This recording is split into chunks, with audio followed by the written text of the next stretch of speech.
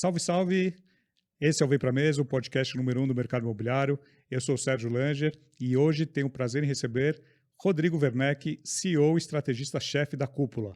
Rodrigão, seja muito bem-vindo ao Vem Pra Mesa. Grande Sérgio, obrigado pela oportunidade mais uma vez de estar aqui contigo. Novamente, mais uma vez. Terceira vez, né? Acho que eu já posso pedir música. Já pode pedir música no Fantástico. Muito bom, Rodrigão. Você que está no YouTube, siga o nosso canal, deixe seu comentário. Você que já foi a algum evento do Rodrigo, já participou com o Rodrigo em algum evento presencial ou online, deixe o seu comentário aqui para a gente. É super importante a gente passar para mais e mais pessoas a nossa mensagem. Você que está no Spotify também, toda semana, um conteúdo novo. Siga o nosso canal no Spotify. Toda semana você vai receber uma atualização. E deixar um abraço para o pessoal da Plano e Plano, lá para o Everton Costa, todo o pessoal da Plano. E você, corretor de imóveis, venha trabalhar em uma das houses Plano e Plano. São profissionais experientes e reconhecidos no mercado para te orientar e ajudar a desenvolver a sua performance. Os melhores programas e campanhas de incentivo, o cashback e o faixa preta.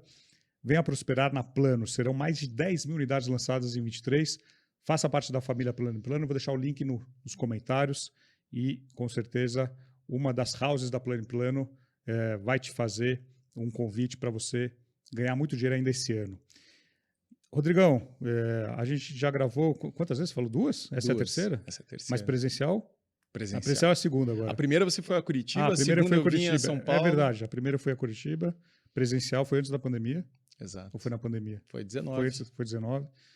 Foi muito legal. E agora, 2023, a gente gravando aqui, mas assim, estar com o Rodrigo sempre é uma oportunidade de conversar sobre o mercado imobiliário. Como é que está o mercado imobiliário em 23, Rodrigo? Muita mudança nesses 2-3 últimos anos?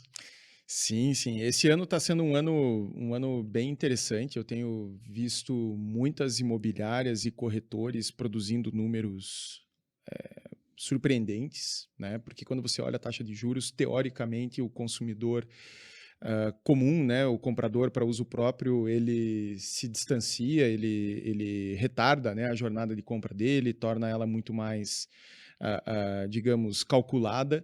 E o que a gente tem observado na prática são empresas produzindo resultados muito interessantes. Naturalmente, as incorporadoras estão sofrendo um pouco mais. A gente já começa a perceber, né, a formação de estoques que são um risco, mas acho que a gente está vivendo um momento extremamente favorável pela perspectiva de conjuntura do mercado financeiro. Né? Essas fraudes contábeis que afetaram empresas de capital aberto, bancos quebrando, as criptomoedas, né, que vêm aí de um longo inverno, acho que está tudo muito conspirando para que o dinheiro do investidor chegue ao mercado imobiliário em busca de diversificação, em busca de segurança. Então está sendo um momento estranhamente virtuoso em que, contra tudo e contra todos, o mercado está produzindo resultados expressivos. Agora, você viaja muito o Brasil, assim como eu, roda bastante o Brasil, todas as regiões, e é muito diferente do que a gente vê em regiões aí. O que você está vendo Centro-Oeste, Nordeste? Qual que é a sua leitura aí de imobiliária, incorporadora, cliente final? O que você pode falar aí dessa caminhada aí? Legal. Eu estive na semana passada no Centro-Oeste, em Goiânia, e recebo muita notícia do Mato Grosso. Nós temos muitos clientes na região ali, produtora de soja. O pessoal do agro sentiu mais, né? Eu acho que nesse início de ano foi um início de ano mais lento em termos de vendas nesses mercados puxados pelo agro, muito em função da ressaca eleitoral. Mas produtos, né? Você participou, inclusive, né, Sérgio, no lançamento em Goiânia. Sim. Resultado espetacular, com um metro quadrado mais caro da cidade. Então, quando tudo nos leva a crer que o mercado vai encarar um ano difícil, de repente vem notícias como essas que nos deixam muito animados. Então, é óbvio que o mercado, nesses momentos, ele se torna mais difícil para produtos mal planejados, para produtos mal concebidos. Esses produtos naturalmente vão encontrar maiores dificuldades, vão acabar tendo que fechar por preço, né? O preço é que vai determinar o sucesso de determinados produtos, e aí a margem do incorporador está comprometida, mas não dá para reclamar absolutamente nada desse ano. E depois da pandemia, o que eu percebo, não sei qual que é a sua visão, que a figura do corretor autônomo cresceu muito. Eu lembro que em 2021 eu fiz uma palestra em Recife sobre o legado da pandemia. 21, final de 21. E um dos tópicos que eu coloquei foi do aumento do número de corretores autônomos, que a pandemia mostrou para muito corretor que as estruturas das imobiliárias talvez não fossem as melhores para eles trabalharem, eles começaram a gerar seus próprios leads, captar seus próprios imóveis, ter seus clientes, e você viu que aumentou o número de corretores autônomos. Tanto que eu viajo bastante, muitos dos campeões de venda são autônomos. Qual que é a sua leitura que você faz do mercado sobre o autônomo, as imobiliárias? Você é muito ligado às imobiliárias, você tem grupo de mentoria de mastermind do mercado, com as imobiliárias. Hoje o papel da imobiliária mudou muito do que era há 5 anos atrás, eu não digo nem 10, há 5 anos atrás. Sim, com certeza. Acho que o grande dilema que as imobiliárias estão vivendo é a imobiliária, historicamente, ela foi a originadora de negócios para os seus corretores, né? Ela tinha a página de jornal que ela comprava para expor os anúncios, os imóveis, e aquilo gerava interessados e aquilo gerava negócios diretamente. Você olhava para a estrutura da imobiliária, aquilo gerava autoridade, né, gerava segurança para o corretor de imóveis, para o cliente, comprador, vendedor. Então, esse era um ativo da imobiliária. Ela era uma marca que, de fato, dava autoridade ao corretor. Hoje, o que a gente percebe? Que a imobiliária ela se tornou dispensável por essas duas perspectivas. O corretor consegue construir a autoridade dele nas redes sociais, através do trabalho de nicho, e pela perspectiva de originação de negócios, o corretor também consegue se virar muito bem sozinho. Então, a imobiliária hoje ela está tendo que ressignificar o seu papel, né? Hoje, qual que é o papel da imobiliária na atual conjuntura?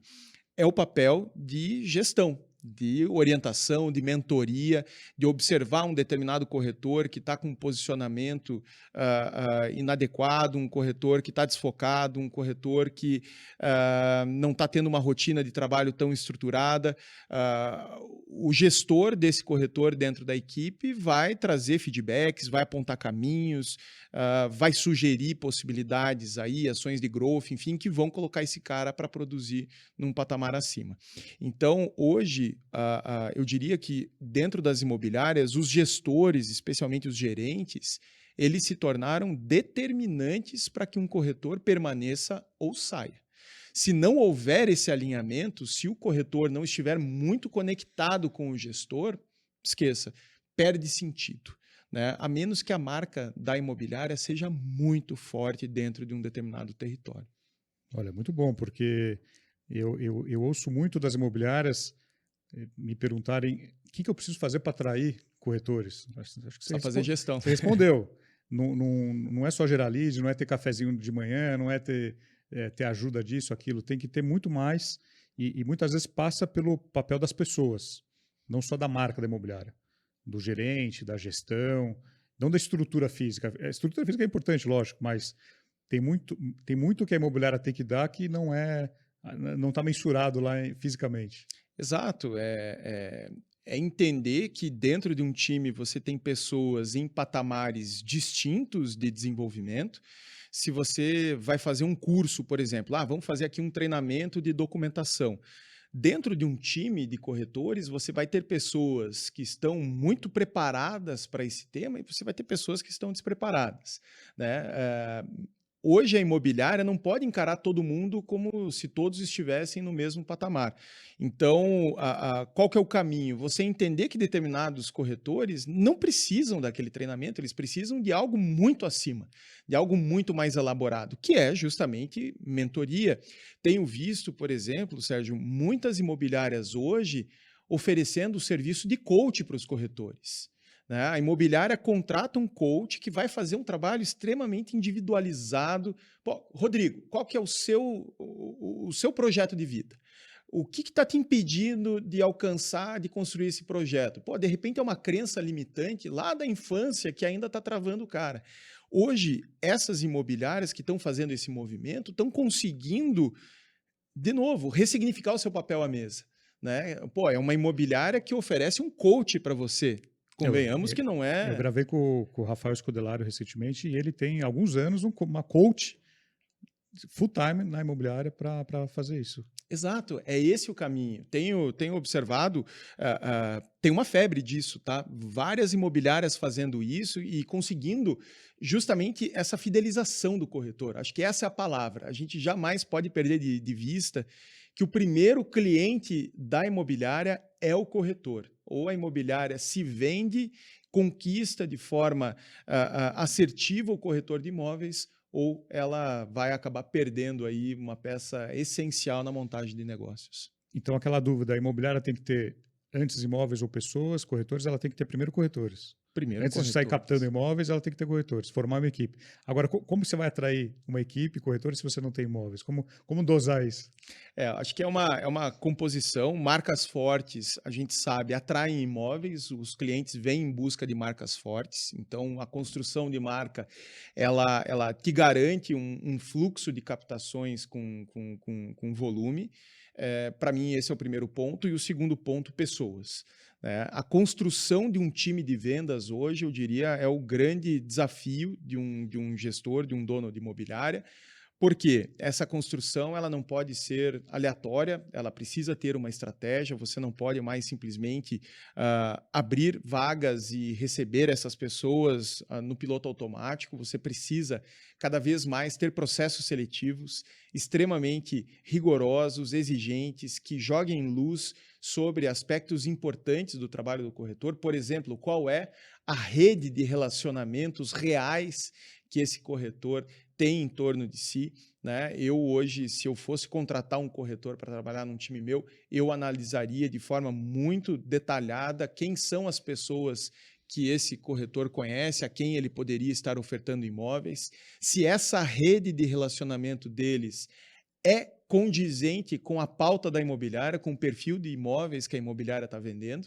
A gente sabe que é muito comum ter corretores que almejam operar no alto padrão, mas que não circulam em rodas de alto padrão, não sabem como se comportar em rodas de alto padrão.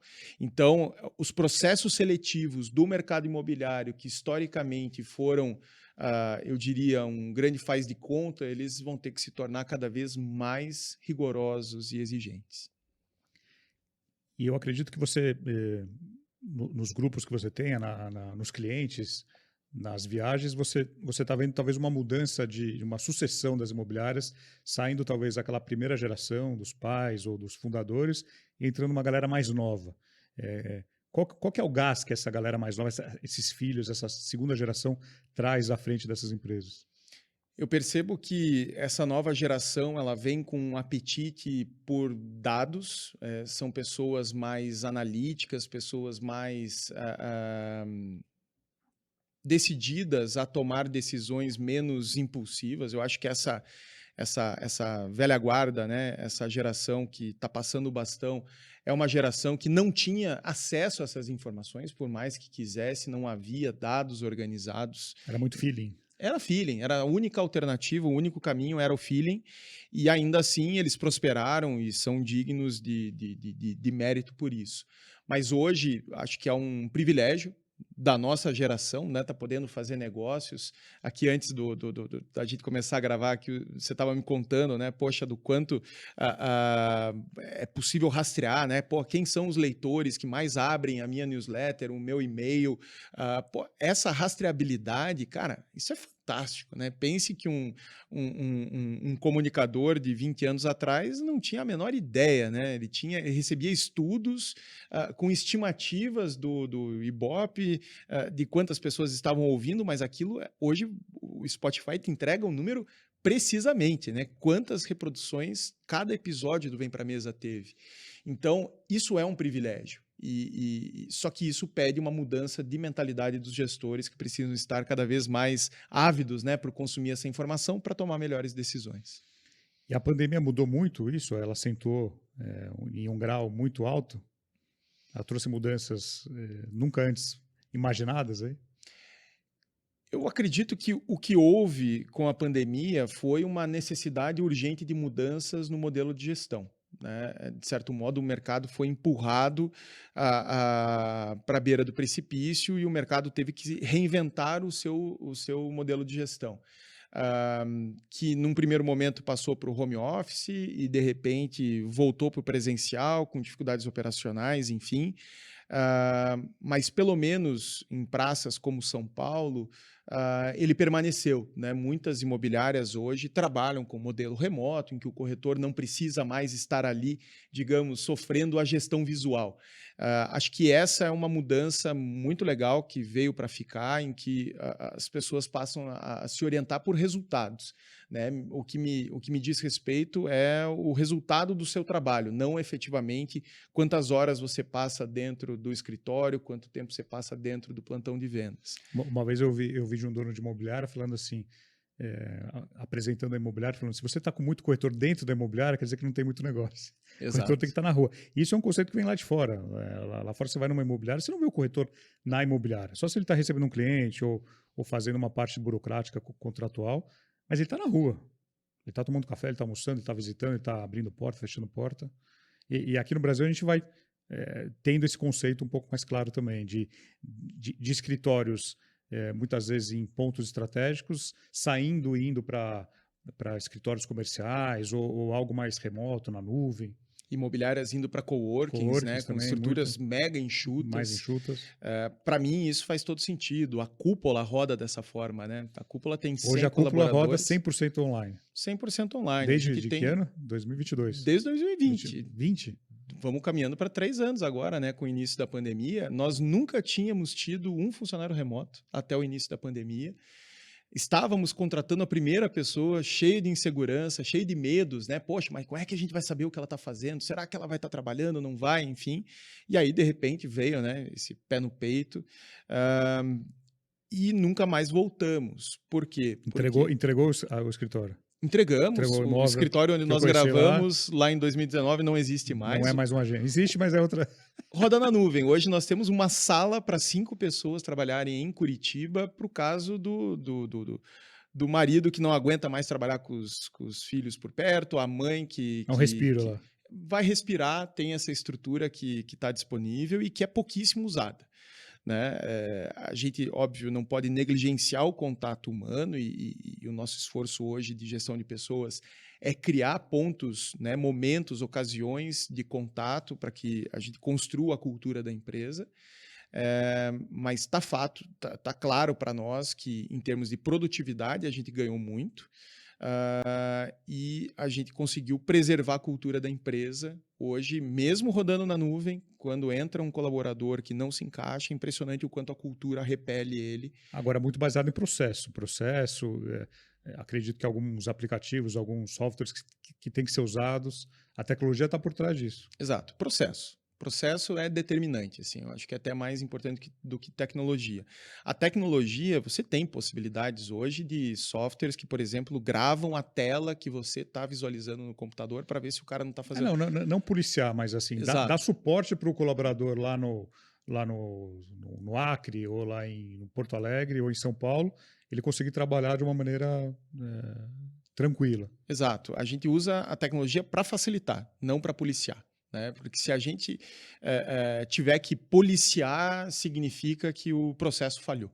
Né? Porque o resultado está deixando a desejar. Então, quando a gente traz isso para o mercado imobiliário, me inquieta ver que muitas imobiliárias, por exemplo, de locação, né, que tem departamentos administrativos grandes, essas imobiliárias, 99% delas continua trabalhando no presencial, sendo que grande parte desse trabalho poderia ser feito remotamente. Então, acho que houve avanços rápidos, expressivos no início, mas o mercado se acomodou e nem todas as praças conseguiram preservar essas conquistas do início da pandemia.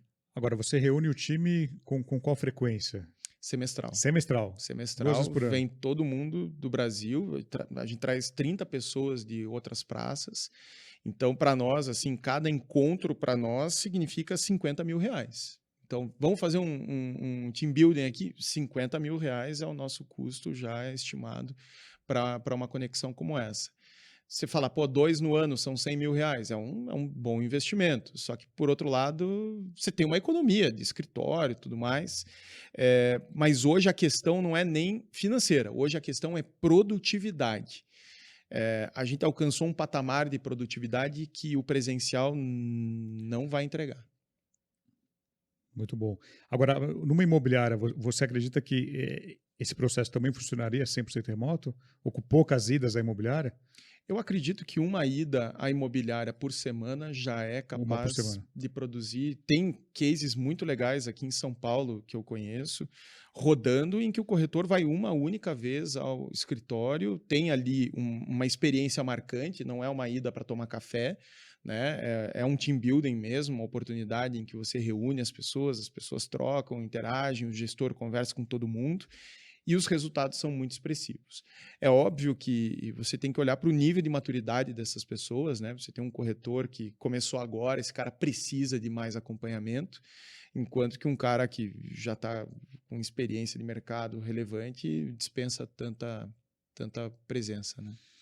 Agora, a gestão é tudo para isso. Hoje você tem um time. Como é que está desenhado hoje a sua estrutura? Você é o CEO, você comanda toda a estrutura, mas você tem sócios que tocam muito de perto a operação. Quantos sócios tem hoje? Hoje são 15 São 15 sócios, sócios. a gente tem um programa de partnership, são 15 sócios, a empresa está organizada em 4 verticais, então isso é uma parte muito importante assim, da explicação do porquê a cúpula roda bem. Nós temos a vertical de marketing, de agência de marketing, a vertical de consultoria, de educação, dentro do qual está o Imob Report, o Cúpula Summit, enfim, e uma vertical de tecnologia.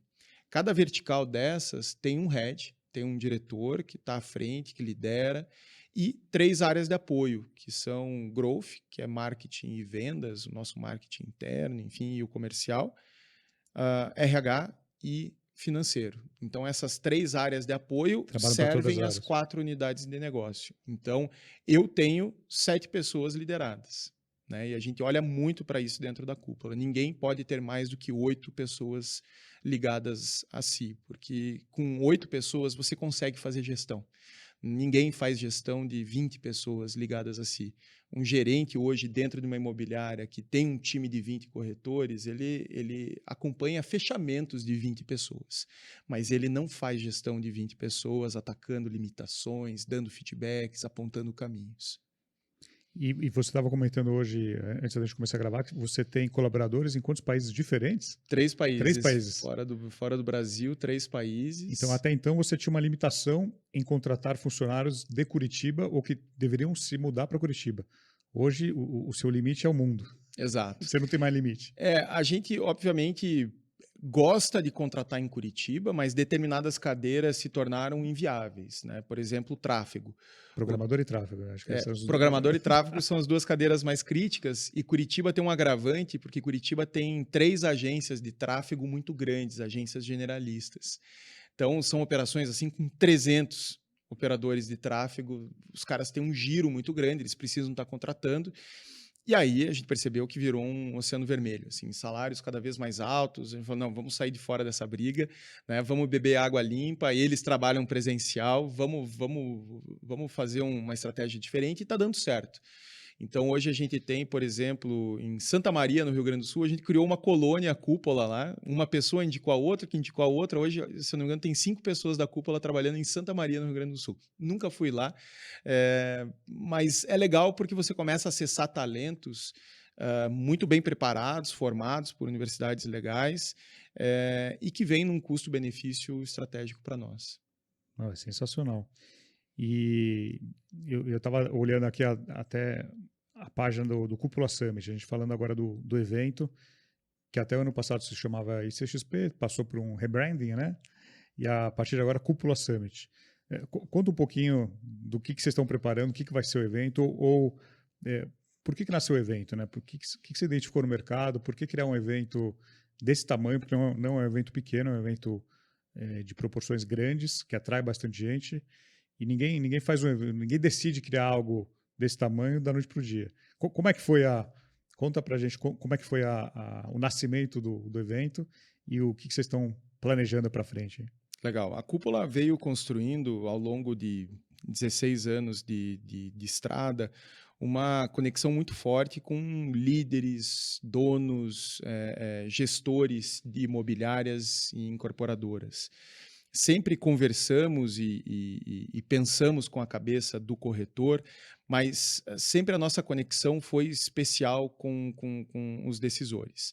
E fomos construindo, eu diria, uma comunidade em torno de nós, fazendo treinamentos como Aluguel Master, gestor de vendas, treinamentos em que reuníamos lá grupos de 50 empresários, menores 60 empresários, e a gente foi entendendo que o impacto disso sobre o mercado era muito grande, e isso conversava com o nosso objetivo de justamente impulsionar a criação de negócios sustentáveis, né? Que fossem mais rentáveis, que oferecessem melhores experiências para o mercado, enfim. Essa experiência, a gente entendeu que ela precisava dar um novo salto. A gente sentiu que no mercado não havia um evento pensado para líderes, um evento pensado para donos. Havia muitos eventos orientados para corretores e isso é ótimo, né? Isso vem puxando, eu diria, a qualidade do serviço dos corretores no Brasil, mas as empresas também precisam desse olhar. E daí surgiu a ideia de fazer esse evento que nasceu ICXP num primeiro ano, a gente fez um evento para 2.000 pessoas. Esse ano a gente vem com um evento ligeiramente maior aí para 2.500 pessoas, um evento muito coerente com a nossa trajetória, então um evento que de fato está olhando para os donos. Então, eu te trago aqui alguns exemplos, né, de speakers que a gente vai ter ali conosco. A gente vai ter o Marcos Piangers falando sobre família, porque sim, as empresas do mercado imobiliário são predominantemente empresas familiares, e muitas vezes você tem esses empresários pressionados, de certo modo, de alguma forma, se desconectando das suas famílias, né, por uma limitação de tempo, de disponibilidade. Então, a gente precisa falar sobre família dentro de um evento como esse. Vamos ter muitos cases de imobiliárias que vêm alcançando resultados exponenciais. Então, poxa, vamos trazer o caso da Nogueira, lá de Recife, Nogueira Corretores de Recife, uma imobiliária aí com menos de 10 anos que está caminhando para fazer um bi em vendas. Então, a gente está procurando formatar um evento que seja muito relevante, especialmente para os decisores. Você vai estar lá conosco, né? Mais uma vez, pelo Obrigado. segundo ano, grande oportunidade de estar contigo. O Sérgio, inclusive, você vai fazer Workshop. no dia 11, né, um workshop que eu estou ansioso, assim, porque é um tema que, cara, veste, né, o Sérgio perfeitamente. O Sérgio vai falar sobre como engajar os corretores de imóveis num lançamento. A gente sabe o quanto a disputa pela atenção do corretor está cada vez maior e nessa hora de engajar os corretores precisa ter exatamente uma estratégia diferente para que você possa se sobressair. Então, o evento vem com essa pegada de fazer algo menor, né? A gente não almeja fazer um evento para 5, 6, 7 mil pessoas, não. Até porque a experiência acaba comprometida, né? Você quer almoçar, é um perrengue, você quer sentar onde não tem onde sentar, o banheiro tem fila. Não, a gente quer fazer um evento muito mais intimista para decisores. E com essa pegada de ter um dia de workshop e 2 dias de evento. Exato. A gente está trazendo um conceito que lá nos Estados Unidos é bem comum, assim, dos eventos que tem um pré-evento, né, um dia antes de abrir para o público inteiro. Você tem um primeiro dia com uma experiência mais, eu diria, intimista, mais imersiva, em que você faz um workshop mão na massa, né, em que você, de fato, senta na mesa, um grupo limitado de, no máximo, 30 pessoas discutindo aquele tema durante 4 horas de entrega de conteúdo e buscando justamente um aspecto prático, né? Como eu levo isso para a minha realidade no primeiro dia depois do evento. Então, serão 8 workshops e um deles justamente esse workshop com o Sérgio aí sobre como engajar os corretores em lançamentos. E falando sobre o evento, o que vocês aprenderam do ano passado para esse ano que vocês vão impulsionar ou vão tirar o pé? Qual que foram os aprendizados de um grande evento? Porque até então se fazia eventos menores para grupos menores. Quando você vai para 2.000 pessoas, é outro universo. O que vocês aprenderam no ano passado? Que não, isso aqui não deu certo, isso aqui eu vou fazer, isso aqui. Legal, boa pergunta. A gente fez o evento desse ano, a gente está fazendo em cima do NPS do ano passado. Então, a gente está fazendo um trabalho muito disciplinado de realmente ir atacando todas as dificuldades que rolaram no ano passado. Mas alguns aprendizados, assim, eu diria, são mais especiais. Primeiro, o evento, por maior que ele seja, ele não pode perder a alma, a essência daquilo que o move. Então, no ano passado, a gente teve um time cúpula, né, praticamente todo ele engajado na operação, e isso faz uma diferença. Eu lembro do briefing, né? Eu fiz o briefing pessoalmente com o time na véspera. Eu falei, gente, vocês são a cúpula, e ainda todo mundo usando máscara, né? Eu falei, gente, é brilho nos olhos. Os olhos de vocês precisam transmitir empatia, precisam transmitir vibração para o nosso público. Então, sejam muito expressivos com o olhar. Segundo, resolvam os problemas das pessoas, né? A gente teve situações, e o evento tem muito de imponderável, que por mais Não são planejamento que previstos, haja, né? Muitos problemas não são previstos. a gente Por fez... exemplo, fala um probleminha que A gente teve. fez uma imersão na véspera, né, no dia anterior ao evento, a gente fez uma imersão em imobiliárias e teve um participante que esqueceu o computador dentro do ônibus da imersão. E aí, no dia seguinte, esse cliente chegou lá e falou, gente, eu esqueci o computador no ônibus, como é que eu faço para recuperar?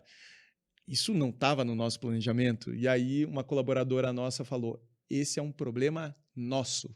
Nós vamos resolver isso, você vai aproveitar o conteúdo como se nada estivesse acontecendo, e ao longo do dia eu só vou te mandar uma mensagem te avisando que o teu computador está aqui. E assim o time fez. Então, no final do evento, também teve um exemplo muito legal, assim, não havia sido combinado, e o nosso time fez um corredor Foi muito legal de isso. Foi palmas muito legal. para parabenizar as pessoas que, mesmo ali no finalzinho da pandemia, tiveram coragem de sair de casa e encarar, né, uma aglomeração, e aquilo foi muito emocionante. E não foi planejado. Então, quando eu digo que o evento precisa ter alma, ele precisa, de fato, ser entendido pelos colaboradores, porque são eles, na prática, que vão ganhar o jogo. Né? Se você tem um time que não está contigo, esqueça o evento, vai ser uma experiência muito ruim. Então, acho que esse foi o primeiro grande aprendizado. E o segundo grande aprendizado é que as pessoas querem ter voz. Né? Assim como nas redes sociais hoje as pessoas querem dar a sua opinião, expor a sua imagem, se expor, num evento hoje as pessoas também querem ter voz, as pessoas querem interagir com os palestrantes. Então a gente vai ter uma novidade aqui abrindo em primeira mão esse ano. Sempre que terminar uma palestra, o palestrante vai para uma sala à parte, uma sala de uma dimensão grande, assim, para que ele possa interagir com o público. Então, estou assistindo a palestra do Sérgio, gostei muito, quero ir lá conversar com o Sérgio, você vai ter uma sala em que você vai poder chegar e interagir com o Sérgio. E a gente sabe o quanto alguns palestrantes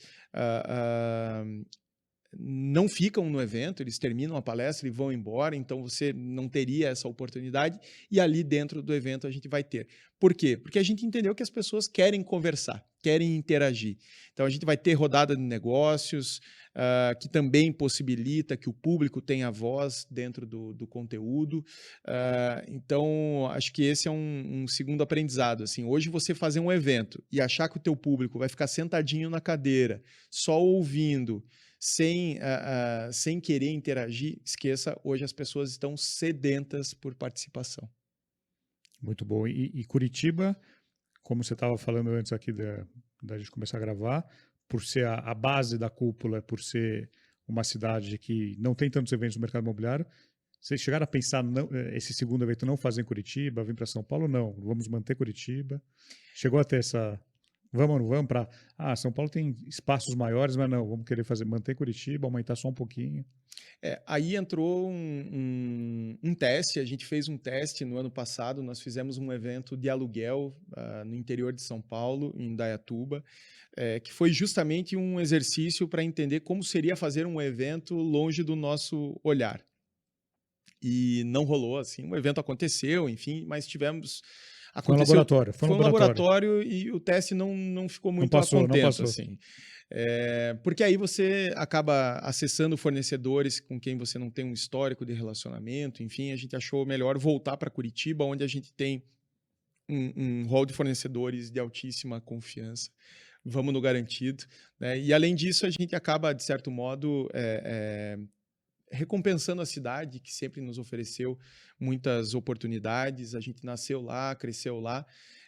Então é muito legal poder trazer 2.000 pessoas, né, de outros lugares do Brasil para que eles conheçam Curitiba. É uma cidade muito legal, né, que vale a pena ser visitada, tem uma gastronomia incrível, parques fantásticos, vale o passeio, né, colocar Curitiba aí no destino de turismo e de lazer. E você comentou de testar, né, de fazer um laboratório.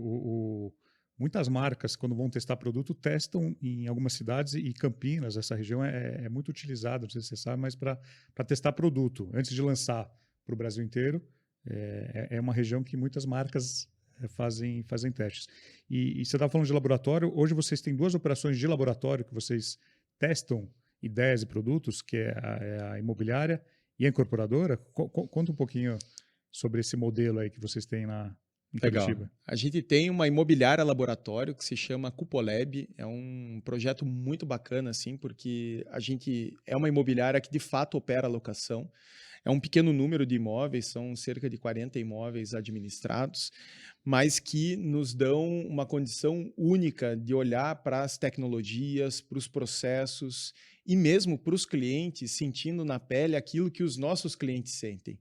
Então, para nós, isso é sujar os pés de barro, né? De fato, entender. Colocar a barriga no balcão. Cara, chegam situações assim, Sérgio. Esses dias, um dos imóveis que a gente administra foi adquirido pelo dono de uma imobiliária. E aí o cara queria tirar o imóvel a todo custo de dentro da Cupolab.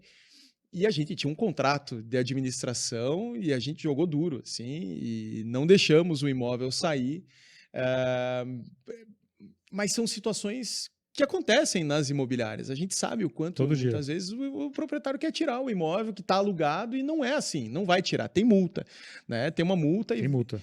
e você começa a lapidar. Então, eu vou te dar um exemplo. Hoje, dentro da Cupolab, a gente roda esses 40 imóveis em 3 ERPs simultaneamente. Então, tem uma parte da carteira que está num ERP-A, outra parte está no ERP-B e a terceira parte está no C. O que isso significa para nós? O nosso financeiro, ele opera com a mentalidade e com as dores do financeiro de uma imobiliária real. Então, hoje, o nosso financeiro está preparado para fazer consultoria para o departamento financeiro de imobiliárias de locação, porque a gente está operando na prática e a gente está vendo, o nosso financeiro é muito organizado, é um cara fantástico, assim, a nossa operação roda super bem, roda super confiável. Então, a gente lapida processos e tecnologias dentro da cúpula que podem servir aos nossos clientes. E tem também uma incorporadora laboratório, a gente constrói casas em condomínios, pequenos condomínios lá em Curitiba. A incorporadora, ela não é tão rica quanto a imobiliária em termos de experiências, mas quando você começa a incorporar, você começa a entender de fato, né, o quanto Você sente as dores, né? a localização é super importante, o quanto as aprovações, né, são morosas, o quanto um pequeno erro de um arquiteto, né, na apresentação do projeto, quando ele protocola o projeto dentro da prefeitura, uma distração do arquiteto te custa 30 dias de espera, porque você não tem ali o alvará emitido. Então, você começa a entender, a gente que é do marketing, né, Sérgio, quantos lançamentos a gente não ficou postergando porque o cliente falava, não saiu, ainda não saiu, ainda não saiu. Você chega dentro da equipe, todo mundo fica te olhando, pô, mas o que aconteceu, cara? Como é que pode não sair esse RI, né? Tanto tempo de espera. E quando você vai para dentro desse processo, você começa a ver que, de fato, as prefeituras estão despreparadas, muitas vezes, para essa conversa. Os cartórios, prefeitura. Os cartórios. Cara, são minúcias que, se negligenciadas, travam a vida do incorporador e significam um lançamento atrasado em 90 dias. Então, para nós, óbvio, é uma estratégia de investimento. Nosso capital está ali, está crescendo, tal. Temos sócios operadores que cuidam dessa frente, mas também nos ajuda a ter mais empatia com o cliente incorporador. E isso te dá uma bagagem que você não teria de outra maneira, né? Vivenciando na prática, colocando a pele em risco, como a gente fala. Exato, é muito mais rico, muito E na hora que você vai mais... conversar com o incorporador e com o dono de imobiliário, ele sabe o que você está passando, porque você tem uma operação de menor porte, mas você tá sofrendo ou vendo aqueles casos na frente igual ele, né? Exato, o dinheiro está parado, né? Muitas vezes você está lá com o dinheiro do terreno que você comprou, está parado. Você começa a ver o impacto daquilo na TIR, né, do projeto. Você de fato começa a entender o quanto a velocidade de vendas é determinante para você dizer que um determinado empreendimento foi um sucesso ou não, né? É muito legal, assim, nos coloca num patamar diferente. E a gente estava falando antes de começar a gravar sobre a importância dos dados. Você também é um cara muito analítico, você olha, estuda números e você comentou que vocês estão lançando uma solução para o mercado imobiliário, para incorporadoras, para imobiliárias, para ajudar a mensurar a lei e unificar os dados. Fala um pouco primeiro, sobre a importância dos dados, sobre a interpretação de dados e o que é essa solução que hoje vocês colocam à disposição do mercado. Legal. Acho que tem uma tendência aí, né? Todo mundo, de certo modo, está olhando, está começando a olhar, entender a importância dos dados, as pessoas estão começando a se questionar, né? Poxa, de fato, será que a minha operação é eficiente ou não é? Tem uma preocupação aí muito saudável rolando, mas, de fato, ainda pouca gente conseguindo transformar os dados em decisões efetivamente virtuosas, que mudam o jogo, que puxam o resultado de uma operação. O primeiro passo é medir. Exato. O segundo passo é tomar as decisões. Hoje as pessoas estão começando a medir. Né? Já é um bom caminho. Começando a juntar dados, muita descrença, né? Muitas vezes o início do trabalho com dados ele é frustrante, porque você começa a reunir algumas informações e você percebe naturalmente que há algumas inconsistências, né? Alguns dados que não são exatamente confiáveis e aquilo gera um sentimento de fracasso, né? Poxa, não, se eu estou trabalhando com esses dados errados aqui, putz, esse trabalho, o resultado não vai ter confiabilidade. E olhando para isso e olhando especificamente para a situação das imobiliárias, fica mais evidente essa fragilidade, né? As imobiliárias muito preocupadas com a última linha, poxa, qual que é o VGV, o ranking dos corretores, né? Tantos corretores, quem está vendendo mais está bem, quem está vendendo mal, poxa, vamos dispensar. E a grande verdade é que existe todo um trabalho, né, antes da venda que precisa ser observado. Então, a Cúpula entendeu essa oportunidade. Hoje, não existe, digamos, um alinhamento em torno de quais são os indicadores críticos de serem monitorados dentro de uma imobiliária. Cada um faz do seu jeito, cada um olha para uma determinada, né, face da sua operação. Não existe algo de mercado consolidado e a gente decidiu organizar esse caos. Né? Nós fizemos um trabalho muito rico de olhar dashboards, efetivamente, que estavam rodando dentro de imobiliárias. Acredite, Sérgio, nós encontramos de tudo. Né? A gente encontrou caso de dashboard que a imobiliária pagava R$20 mil por mês. R$20 mil por mês? 20 mil reais por mês. O dashboard era de uma riqueza impressionante. Assim. Havia... Bonito. Lindo. Daí eu chamei o gerente e falei, tá, mas agora tangibiliza para mim o que mudou aqui a partir desses dados. O que você faz com isso? Silêncio. O gerente não conseguia explicar nada. Por quê? Ele não estava treinado, ele não estava preparado para ler um dashboard daquela complexidade. Então, aquilo acendeu uma luz para nós. Em primeiro lugar, precisamos simplificar esse processo. A gente precisa simplificar essa entrega. Ou ele recebe algo que seja nítida a fragilidade ou a fortaleza dele, ou nós não vamos conseguir educar esse cara. O simples funciona nesse caso. Exato. Para você conseguir mais, nós vamos ter que entregar menos. Então, qual que foi o nosso exercício? A gente entendeu o que o mercado estava fazendo, nada estava nem perto assim do que a gente entende que seja o caminho. O mercado cometendo em geral, o pecado do excesso, e começamos a estabelecer indicadores que nós entendemos como indicadores que atestam a eficiência de uma operação. Que são úteis, de fato, né? Exato. Então, a gente começou a olhar para cruzamentos de informações que são importantes, que são críticos, e que vão determinar se uma operação está num caminho virtuoso ou não. Por exemplo, dá um exemplo de um... Velocidade, por exemplo, o volume dos imóveis numa imobiliária de locação, você tem as desocupações. Tá. Então, todo mês a imobiliária desocupa 30 imóveis. Desses 30 imóveis, quantos voltam a ser alugados pela imobiliária e quantos não voltam a ser alugados pela imobiliária? São perdidos. São perdidos. Esse número é importantíssimo. Por quê? Você trazer novas captações, hoje em dia, está dificílimo na locação. Logo, as desocupações que você faz são imperdíveis. Você não pode se contentar com nada que seja abaixo de 80% de retenção desses imóveis que desocupam. Então, você já tem um imóvel, você precisa de um novo cliente. Você não pode perder o imóvel. Exato. Locatário você encontra em qualquer esquina. Imóvel você não encontra. Quando a gente começou a observar, nós identificamos imobiliárias muito bem estruturadas, que chegavam a ter 97% de retenção dos imóveis, e a gente encontrou imobiliárias que retinham 50% desses imóveis. Cara, esse cara que está fazendo um trabalho de 97%, ele precisa saber que o que ele está fazendo é absolutamente extraordinário. Ele tem um departamento aqui que está vendendo case, faz uma experiência. Ele pode remunerar essas pessoas, inclusive, de um jeito diferente. Porque essas pessoas são o centro da estratégia dele, sem que ele saiba. Olha que interessante.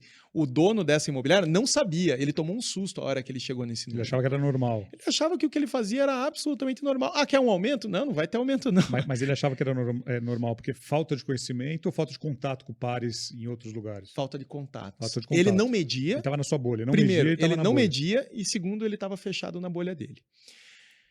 E o cara que está perdendo 50% também está achando que está normal. Também está achando normal. Está normal. Não, sai mesmo, sai mesmo. Desocupação é muito difícil, é natural que saia. O que a gente entende desses dois exemplos? Ambos precisam acompanhar esse indicador. Eles não sabiam da existência desse indicador, que é importantíssimo. Então, a nossa tecnologia leva para ele, primeiro, comece a observar isso. Segundo, a gente começa a comparar o resultado dele com a média do mercado. Com a média do mercado. Isso é valioso. Hoje a gente tem uma comunidade já de 50 imobiliárias de pequeno, médio e grande porte fazendo uso, imobiliárias que fazem parte de uma grande associação do mercado, com quem a gente tem uma parceria que serviu como a base de lançamento desse projeto. E hoje a gente consegue dizer, quando olhamos os números de uma imobiliária, se ela está indo bem ou mal. Você não abre o número de uma para outra, mas você compara ela com a média do mercado. Exato. Para saber se ela está ruim ou está positivo ou negativo. Exato. A gente não individualiza os números, eu não tenho acesso, sim. Ninguém dentro da cúpula tem acesso a essas informações, mas isso, na mão do gestor, serve para quê? Para que o gestor estabeleça metas. Gente, olha, esse indicador aqui de renovações, de retenção na desocupação, o nosso está em 50%. A mediana é 80%. A gente tem que subir esse número. Poxa, você estabelece uma meta, você consegue estabelecer um bônus para essas pessoas, um programa de incentivo. Você coloca luz sobre o problema da imobiliária, que muitas vezes é desconhecido. Então, esse projeto, esse produto se chama Dashmob. Hoje ele já está rodando em locação e agora, até o fim do primeiro semestre, até junho, a gente lança o Dashmob Vendas, que aí cerca, né, a operação toda imobiliária com essa cultura de dados. Então, são duas análises diferentes, uma para vendas e outra para locação. Porque são dois business diferentes. Né? Então, a gente vai olhar para, por exemplo, a correlação do custo de aquisição do cliente, margens da empresa, a gente vai, inclusive, para aspectos financeiros da empresa, porque esse também é um ponto negligenciado. Cada imobiliária faz a sua DRE de um jeito, cada imobiliária lê a sua lucratividade de um jeito. Então, a gente entendeu que precisamos padronizar, precisamos educar o mercado. Então, quando você contrata o Dashmob, inclusive tem direito a um conselheiro, você contrata um conselheiro Um conselheiro. que é um consultor que vai te apoiar, que vai te educar. Hoje os gestores precisam comprar uma lente que os permita ler dados. E a gente quer educar o mercado nessa linha. E falando sobre imobiliárias, você está muito ligado às imobiliárias, tanto de locação quanto de venda. O que você entende de uma imobiliária falando de equipes de locação e de venda? Uma mesma equipe pode trabalhar locação e venda ou tem que ser obrigatoriamente equipes separadas? O que você vê pelo Brasil aí? Pelo Brasil afora, são equipes separadas em geral. São Paulo é um caso atípico. São Paulo, essas equipes se misturam. E a gente acredita que isso é contraproducente. A mistura das operações ela gera falta de foco.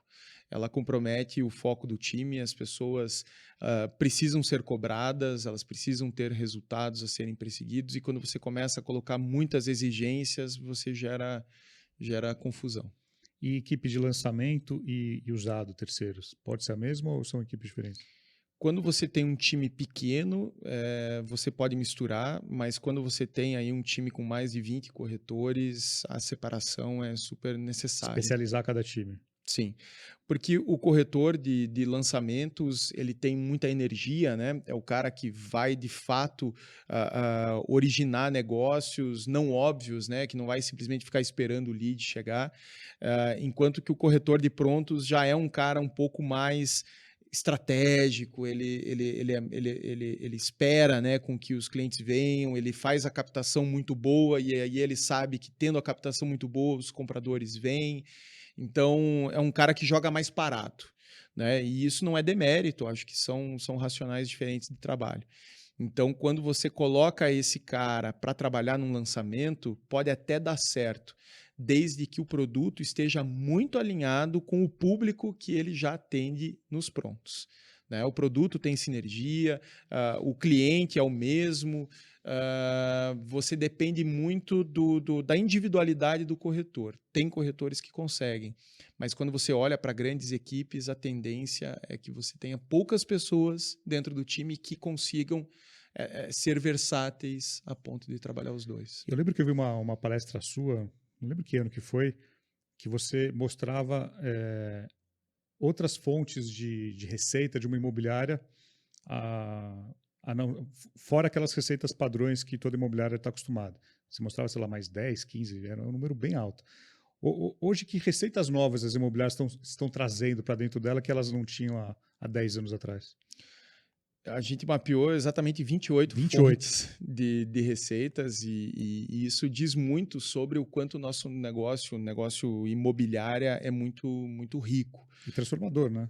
Demais, cheio de oportunidades. E para mim está muito claro situações essenciais que precisam ser atacadas porque o custo de aquisição do cliente está cada dia mais alto. Então, ou você tem uma melhor rentabilização desse cliente que entrou dentro da tua operação. O CAC, né? Você reduz o CAC. Ou você tem, né, mais dinheiro empilhado em cima desse cliente, um LTV maior sobre o CAC, ou a correlação pode, no futuro, inviabilizar, inclusive, o trabalho. De você ter um CAC altíssimo que só a comissão de venda já não cobre, né, que vai acabar inviabilizando o teu trabalho ou o teu investimento em marketing. Então, hoje, para mim, está claro que dentro das imobiliárias, o grande negócio hoje é a garantia locatícia, a garantia do aluguel, né, o fiador profissional. No aluguel, o grande negócio é a garantia. Esse é o grande business. Para a imobiliária. Hoje tem imobiliárias com acordos muito estratégicos feitos com os garantidores aí, que conseguem ganhar 30%, 35% do que ela ganha com o aluguel, ela ganha com a garantia. Ou seja, uma receita nova que há 10 anos não existia. Não existia. Pensa que o cara está rentabilizando de 30% a 35% a mais o mesmo contrato.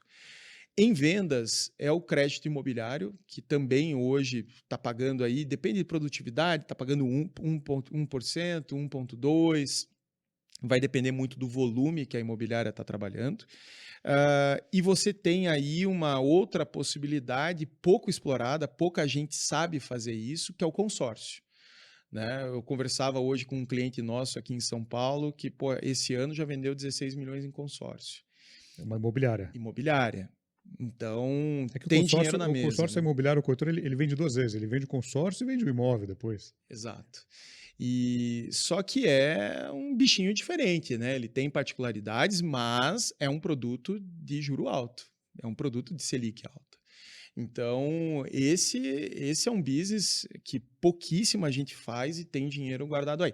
A questão é, com o CAC muito alto, com o lead cada vez mais caro, hoje, descartar um cliente tem que ser uma dor dentro da imobiliária. O descarte não pode ser aquele movimento tão automático como ele é hoje.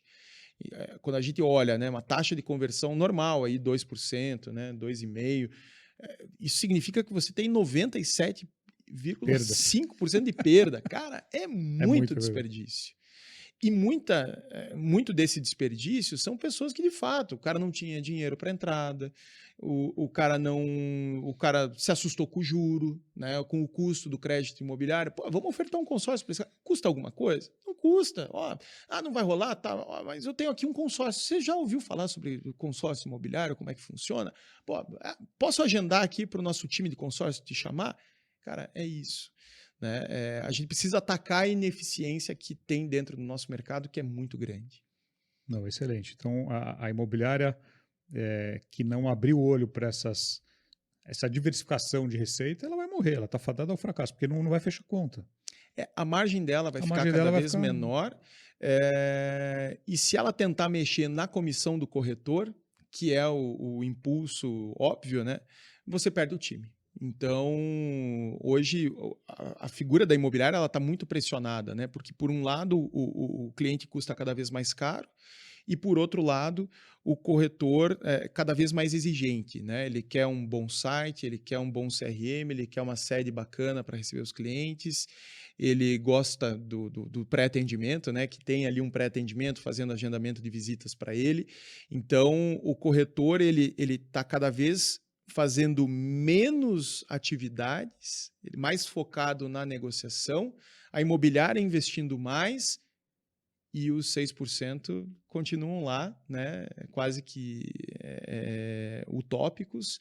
Muita gente trabalhando por 5, por 4, tem, né, incorporadora que coloca a faca no pescoço da imobiliária por 3,5%. É uma posição bem ingrata do dono da imobiliária. Ou ele vai em busca do LTV, que é justamente acumular, né, essas receitas em cima do mesmo cliente, ou ele vai ter problemas de rentabilidade aí no médio e longo prazo. Agora, falando de comissão, você tocou num assunto importante, comissionamento. Como dividir melhor esse número entre imobiliário e corretor? O que você vê aí? O que você entende de modelo vencedor? Para mim, modelo vencedor é o modelo que premia o corretor de alta performance. O cara que vende muito, ele precisa ter um comissionamento diferente. Quanto mais ele vende, mais ele ganha. O que não dá para aceitar é que o cara que faz 2 vendas no ano ganhe 40% e o corretor campeão também ganhe 40%. O cara que fez 30 operações no ano. Isso é um desserviço, isso é um chute na bunda para que esse cara abra a imobiliária dele e alce voa o solo. Então, hoje, para mim, o modelo vencedor é um modelo que vai premiando esse cara à medida que ele vai crescendo, e se ele deixa de produzir, o comissionamento também é arrastado para baixo. Sim. Acompanha. E, para mim, o segredo está em ciclos curtos. Tem quem faça isso anualmente. Sérgio, hoje 1 ano, cara. Nossa conversa, nosso último Vem Pra Mesa, a gente gravou em mais ou menos ali por fevereiro de 2022. Cara, mudou muito. Mudou muito o mercado, cara. 1 ano é muita coisa para você fazer uma aferição de ciclo. Hoje eu acredito em ciclos de 3 meses. Cara, eu vou vender de janeiro a março muito bem para garantir que meu comissionamento de abril a junho seja num patamar acima. Porque isso vai tirando o cara da zona de acomodação, né? Mesmo o campeão precisa estar o tempo todo, digamos, se provando, se mexendo, se movimentando, ele não se acomoda, mexendo. Ele não se acomoda. Exato. Então, acho que esse é um ponto que hoje a imensa maioria das imobiliárias negligencia. Não à toa, tantas novas imobiliárias surgem diariamente. Hoje, 60 mil imobiliárias no Brasil, tantas novas surgem dentro de antigas que não souberam valorizar, apresentar um plano de carreira. Então, são 60 mil imobiliárias hoje? 60 mil Esse imobiliárias no é o Brasil. número de 2023. Do COFES. Confesse. PJs. Se você fosse abrir uma imobiliária hoje, 2023, ou se você fosse dar a dica para alguém que vai abrir uma imobiliária, quais 3 dicas que você daria aí para alguém? Uma imobiliária tanto de locação quanto de venda. Bom, primeiro nicho, né? Teria um recorte mercadológico muito específico, trabalharia provavelmente numa região muito bem recortada. Segundo lugar, eu teria um trabalho de consultoria financeira para entender a rentabilidade do meu negócio, tendo muita atenção às comissões que estão sendo praticadas, para que não haja loucuras do tipo, para você eu trabalho por 4%, ali eu tento cobrar 5% e ali a gente dá um desconto e faz por 3,5%. Eu teria uma política muito rigorosa para não permitir essa flexibilidade em termos de comissões, porque aqui, Sérgio, para nós, 0,5 para mais, 0,5 para menos, você começa a vulgarizar. Mas quando você olha que essa é a receita principal da imobiliária, daqui a pouco você está dando um desconto de 20%. Né? É 0,5 ponto percentual, mas efetivamente você está dando um desconto muito expressivo para o cliente. Então não dá para... essa flexibilidade tem que ser muito, muito monitorada. Terceiro ponto, eu teria um programa de captação, de atração de corretores muito bem feito. Assim, eu montaria um pitch, eu venderia a imobiliária para corretores. Eu teria diferenciais muito relevantes, eu organizaria, né, um racional ali que quando eu sentasse diante de um corretor de alta produtividade, que esse cara olhasse e falasse, poxa, essa empresa faz sentido para mim. Eu quero trabalhar aí. Esses caras são diferentes, eu quero trabalhar lá. Esses seriam os 3 pontos de atenção. Muito bom, Rodrigo. Então, você que está pensando... Inclusive, eu conversei recentemente com uma pessoa que saiu de uma operação e quer montar uma imobiliária. Mas já veio com esse pensamento de comissão, de quanto pagar, quero pagar X. Então, assim, o Rodrigo deu muitas dicas valiosas do que fazer e não fazer, principalmente para você atrair bons talentos, porque hoje, na minha opinião, o melhor corretor é o autônomo, ele está autônomo, ele não está vinculado a uma imobiliária. Ele está autônomo ou estará autônomo em breve, porque se ele não se sentir confortável numa estrutura, não só a questão de taxa, comissionamento, ele não vai ficar. Não é só o cafezinho, não é só o lead, não é só a gestão que você falou. Ele está se desenvolvendo, ele está aprendendo no lugar que ele está. Então, acho que tem muito aí para aprender. Com certeza. Uma imobiliária é um organismo super complexo, e o gestor tem que estar se reinventando continuamente, porque as pessoas que trabalhavam em uma imobiliária 10 anos atrás não são as pessoas que trabalham hoje. E as pessoas que vão trabalhar daqui a 10 anos serão completamente diferentes. O gestor hoje tem que estar muito atento a essa movimentação. Não é só o cliente que está mudando. E como formar um bom gestor? Muitas vezes você tem uma equipe de corretores, você tem um gerente, mas você tem que formar bons gestores para pensar no médio e longo prazo. Como formar bons gestores aí? Boa. Para mim, hoje está claro que o gestor no mercado imobiliário ele ainda é o fechador de negócios. Porque ele é um bom negociador, enfim. Eu entendo a preocupação, né, do dono que quer garantir a maior taxa de conversão ali na última etapa do funil, mas me desculpe, essa é uma competência que pode ser facilmente treinada e desenvolvida com os seus corretores. Para mim, hoje, um bom gestor tem que ser um exímio leitor de pessoas. Né? Um cara que identifica as limitações, um cara que consegue engajar pessoas, um cara que consegue mobilizar pessoas em torno de um objetivo, um cara que consegue se comunicar de uma forma muito assertiva, né? Um cara que tem que ser capaz de dar notícias ruins, feedbacks negativos, construtivos, de uma forma leve, um cara que sabe fazer cobranças no momento adequado, mas tem que ser um especialista em pessoas. Né? Não basta ser um profundo conhecedor de imóveis. Hoje, quando eu olho, né, para a massa de gestores, especialmente os gerentes de vendas, ainda são caras que entendem muito de imóveis e de negociação, um sentimento de que o jogo está virando e esses caras precisam se atualizar. Muito bom. Ó, uma aula aqui com o Rodrigo novamente. É o terceiro episódio, mas cada episódio diferente. É muito bom. Quero agradecer novamente o Rodrigo. Você que está nos assistindo no YouTube, deixe seu comentário aqui se você gostou do episódio. Se você já foi num evento da Cúpula, se você já participou de algum evento online. Na pandemia tiveram muitos eventos gratuitos online. Então, se você é leitor do Imob Report, também nosso parceiro aqui, deixa o comentário. Se você não assine gratuitamente, porque para mim é a principal fonte de informação do mercado. Toda terça-feira, logo cedo, já tem todo o resumo aí do que acontece no ecossistema. E deixar o convite para todo mundo nos prestigiar em maio de 23, quem está ouvindo agora o podcast. Estaremos lá novamente no Cúpula Summit com uma galera muito boa, né, Rodrigo? Com certeza, Sérgio. Inclusive tem cupom aqui para os teus Tem ouvintes, cupom, né? tem cupom, vamos Cupom lembrar. Vem para a mesa. Vem para a mesa, tanto para o VIP quanto para o normal. Isso. Retrocede vários lotes aí na comercialização. Vou deixar na descrição, bem lembrado, tem cupom para o Vem para a mesa. Já está na minha bio do Instagram, mas eu vou colocar também nesse episódio.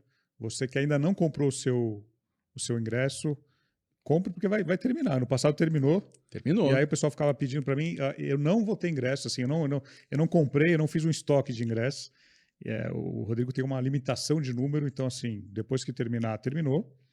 Então fica a dica aí para você que quer estar em Curitiba, garanta logo antes que vire o lote, né? O lote agora já tem vai virar viradas lote. de lote, uma virada por mês. A gente já está indo agora para o penúltimo lote. E de fato, a nossa estrutura é limitada lá, não cabe, não adianta. Acabou. E a gente faz um evento pequeno justamente para que ele, menor, eu diria, para que ele seja concorrido, para que ele seja disputado. Então, você que quer ir, use o cupom Vem para a Mesa. Vou deixar o link nos comentários, tem um link na minha bio também. Agradecer o Rodrigo novamente. E para a gente finalizar, Rodrigo, uma mensagem final aqui para a nossa audiência aí. Olha, desafio de entender de pessoas, né? Acho que todo mundo gosta de vender no nosso mercado, todo mundo tem, né, esse tino comercial que é determinante, né, para o sucesso, mas a gente precisa gostar mais de pessoas, a gente precisa desenvolver esse gosto por pessoas, seja fazendo a gestão delas, seja vendendo para elas. Esses dias me perguntaram, Sérgio, eu sou formado em jornalismo, né? Me perguntaram, poxa, Rodrigo, se tivesse que fazer uma faculdade hoje, qual você faria? Eu falei, eu faria psicologia. Hoje eu voltaria, se eu tivesse tempo, disponibilidade, eu estudaria mais sobre o que move as pessoas. Quem equacionar essa fórmula vai super longe. Muito bom. Com inteligência artificial, com robotização, você tem que entender de pessoas, porque senão não vai para frente. Então é isso. Marque o Vem Pra Mesa Podcast, marque o Rodrigo Werneck no Instagram, marque o Sérgio Langer e a gente se vê na semana que vem. É isso, semana que vem tem mais. Tchau!